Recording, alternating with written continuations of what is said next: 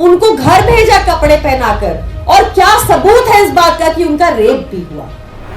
नग्न अवस्था में इधर उधर हाथ लगाते हुए, प्राइवेट पार्ट्स पर हाथ लगाते हुए परेड कराया गया। आप प्रवक्ता प्रियंका कक्कड़ ने मंगलवार को पार्टी ऑफिस में एक प्रेस की और बीजेपी पर जमकर हमला बोला। उन्होंने कहा कि मणिपुर में 3 मई को दंगे शुरू हो गए थे। तब से लेकर आज तक मणिपुर में हजारों घर जल चुके हैं। इस दौरान कई महिलाओं के साथ बलात्कार जैसी घटनाएं हुई। उन्होंने कहा कि मणिपुर में हिंसा हुए 1 साल से भी ज्यादा समय हो गया है, लेकिन सरकारें हिंसा को रोकने में विफल रही। सभी पत्रकार साथियों को नमस्कार। साथियों, मई 3, 2023 को मणिपुर में दंगे शुरू हुए थे। हजारों की संख्या में वहां पर घर जलाए जा चुके हैं, लोगों को मारा जा चुका है, रेप्स, मॉलेस्टेशन के केसेस हुए हैं। 2 समुदायों के बीच आज तक 1 साल के ऊपर भी दंगे रोक नहीं पाई वहां की डबल इंजन की सरकार। जब लगातार एन बीरेन सिंह वहां के मुख्यमंत्री का इस्तीफा मांगने की डिमांड उठने लगी, क्योंकि वो बिल्कुल इनकॉम्पिटेंट मुख्यमंत्री रहे, तो अमित शाह जी ने सदन के पटल में कहा कि हमें उनसे हर तरह की कोऑपरेशन मिल रही है, इसलिए उनसे इस्तीफा नहीं लिया जा रहा। ये क्या कोऑपरेशन थी और क्यों उनको अब तक हटाया नहीं गया, उस बात का जवाब शायद उन टेप्स में निकलकर सामने आया है जो एक जुडिशियल इंक्वायरी के साथ, जुडिशियल कमीशन के सामने रखी गई हैं। एफिडेविट समेत ये टेप्स रखी गई हैं। सुनिए, बताया जा रहा है कि ये एन बीरेन सिंह जी की आवाज है, और सुनिए वो क्या कह रहे हैं।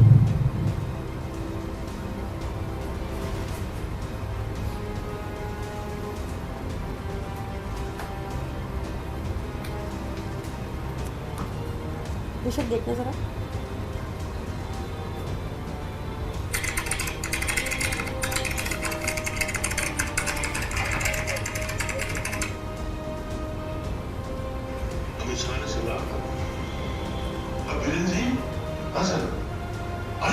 तुम कौन मारता है? कौन मारता है?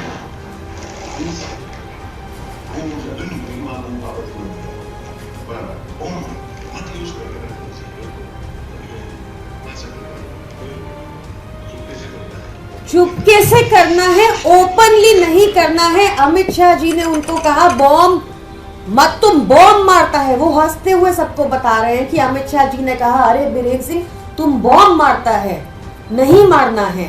डीजी को बुलाकर अमित शाह जी ने समन किया, कहा बॉम्ब नहीं मारना है, और बीरेन सिंह जी कह रहे हैं चुपके से यूज करना है।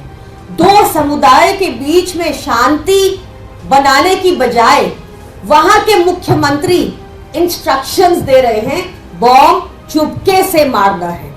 क्या यही वजह है जो अब तक वहां पर राइट्स कंट्रोल नहीं हुए, शांति कायम नहीं हुई? प्रधानमंत्री मोदी एक बार भी अब तक मणिपुर नहीं गए। लोकसभा चुनाव के प्रचार के टाइम भी प्रधान प्रचारक मणिपुर नहीं गए। क्या यही वजह है?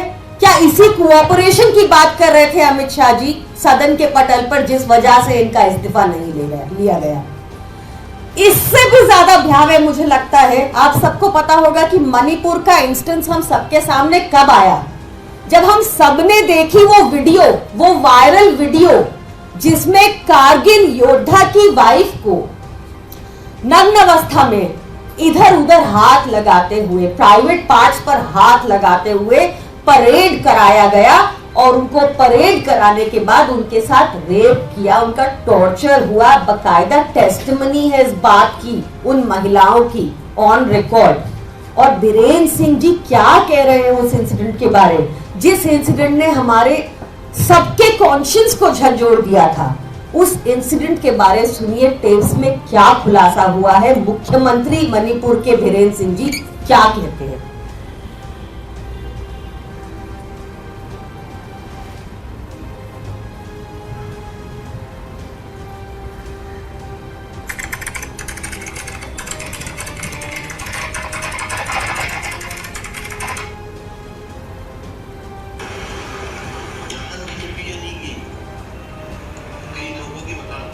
मैं आपको इंग्लिश ट्रांसलेशन कर देती हूँ साथ साथ, क्योंकि वहाँ की लोकल लैंग्वेज में बात हो रही है।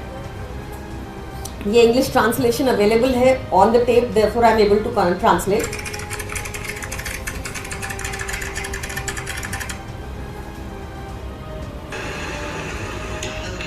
Then the case of 2 women paraded naked. How badly we were shamed.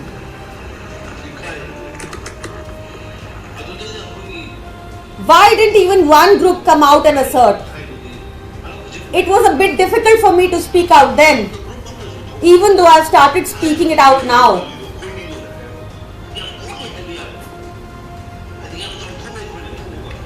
They should have said, where is the proof? How can you say that they were raped? Can you imagine the CM saying this?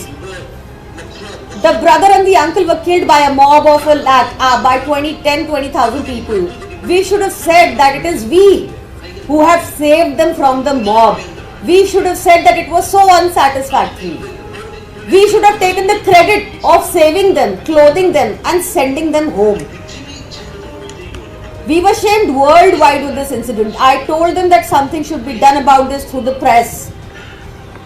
आप देखिए, वो कह रहे हैं कि जिस mob